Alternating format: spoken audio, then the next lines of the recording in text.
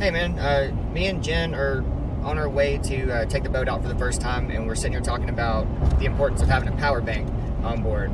So we went back through a couple of your videos to see which one you're using, and I'm just curious, like, since you've had it, I guess it's the Anchor, I don't remember the model exactly, but the 800. The 800, the Anchor 800. Anyway, what do you think about it? You still like it? You wish you had something else instead? And if so, why? If you wouldn't mind, just, give me a brief rundown of what features are the most important to consider when buying something like this for use on a boat.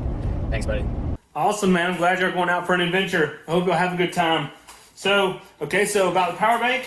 Yeah, so I have my Anchor, Powerhouse 2 800. Absolutely love it. I would like to use only Anchor stuff simply because I just like the features on it and how it feels, how it looks, and it's got a great light on the back. So Anchor is certainly awesome. Now, for what I like about it and what to consider about getting a power bank, so really you have to figure out, okay, what kind of power needs do I have?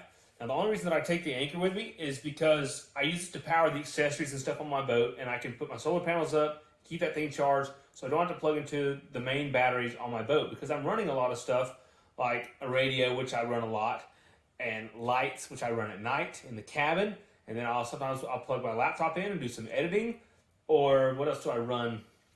That's probably about it. Oh, and then the Anchor light and things like that all run off of the big power bank. But when I take out the skiff or something, I don't ever take anything like that. I just don't think it's necessary because I'm not running as much electronics and as often. It's not as luxurious, right? So when I go on the skiff, I'll take something like a small power bank like this, and this is a Rav Power.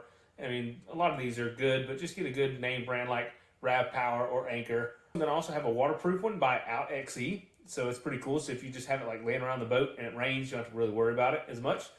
But if I'm just charging cell phones and flashlights, boom, this is all I'm going to take. And so you each could get one of these, and it's so small and so simple. With this thing, if I was on the skiff, I'd be worried about it getting wet and things like that, because this thing is not cheap, and it's a huge capacity. But they even have a smaller one of those that you can use if you need a 110 outlet and stuff, because that's what that has on it. It has a 110 outlet, but it also has a cigarette lighter, which is what I use to connect to my 12-volt system on my Sea Dory.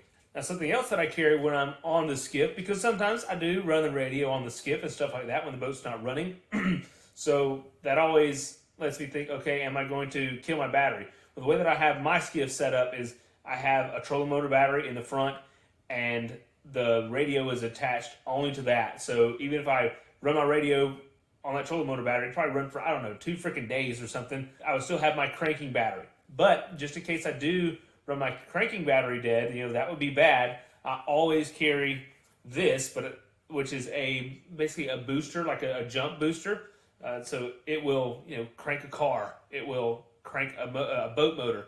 So I always carry this with me, and I'll take this from my skiff to my Sea Dory. I carry this every time I go out on a boat, just in case I have a dead battery or someone else has a dead battery. This is easy to jump people off. And this is this is a pretty expensive one. I think the NOCO Boost, I think it's $250, but I didn't pay that for it because my father-in-law got it for me, which is awesome. But I do have another one that is a little bit cheaper. I think they're all going to work. So if you're on the skiff, these two things are probably what you need in most scenarios. Man, awesome. Thank you very, very much for that thorough explanation. I think you're probably right. Much as I would like to have that big power bank, I'd have to worry about keeping it protected, and I'd probably use it. I do like to run a lot of different stuff at different times. I'd want to run the radio some, and I'm sure I would use it to pump up the inflatables and that kind of stuff. But I didn't know that you could get something so compact that could jump a 12-volt battery. That's pretty cool. Thanks again. Very much appreciated. Yeah, man, you're welcome.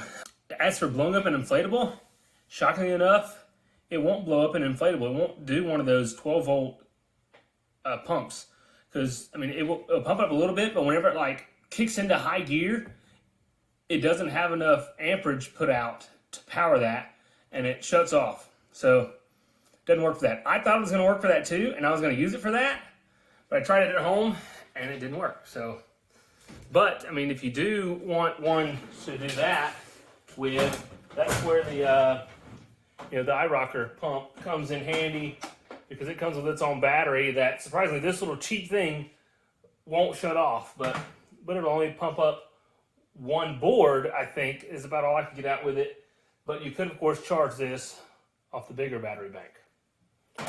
It sucks, but and it also sucks because the inflatable, or because the pumps, which I got one of those in one of those drawers, it doesn't come with a 110 plug.